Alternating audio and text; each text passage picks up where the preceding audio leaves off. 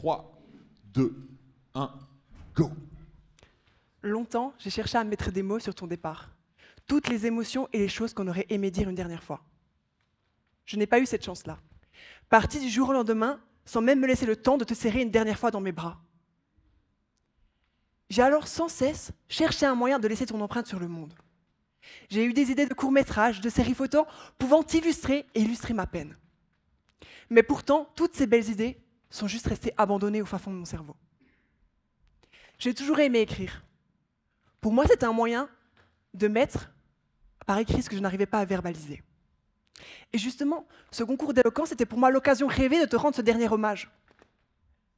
Je t'ai écrit un texte qui a parfois laissé place à des pleurs, des joies et tant d'émotions. Car je sais que depuis là où tu nous écoutes parfois, je t'ai écrit ces quelques vers. J'ai encore rêvé de toi l'autre soir. J'ai compris que tu ne reviendrais pas. Mes rêves agonisants ont ce bouquet de pleurs dont mes yeux auront le pouvoir de les arroser.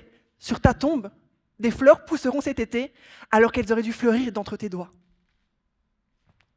Le 1er juillet 2019, tu es parti. Trop tôt, comme on dit.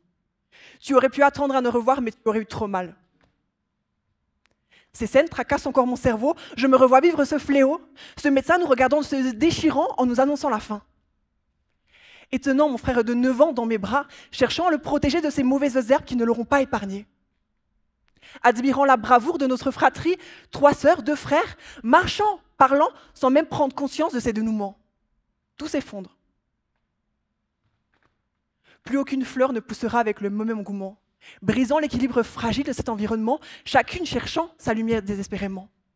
Et on essaie d'avancer, de reconstruire notre écosystème et d'être avec ceux nous faisant fleurir. J'essaie de t'effacer parfois, de renier ces sentiments et le manque qui m'envahit et me dévore. Mais j'ai peur d'oublier. Tes rires ou ton sourire, tes pleurs ou tes peurs, ta joie, ta chance, ta bienveillance, ou même ma chance de t'avoir eu comme maman. Foutu anévrisme.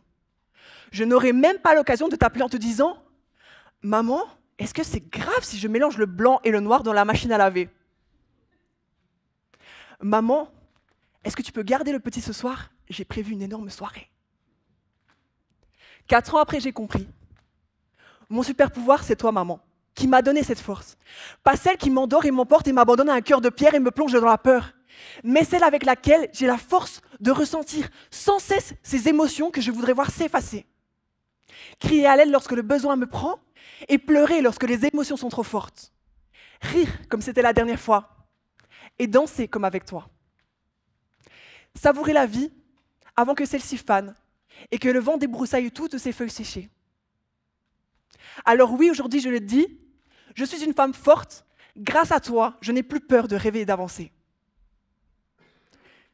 4 ans après, je guéris malgré le vide qu'elle a émis dans ma vie.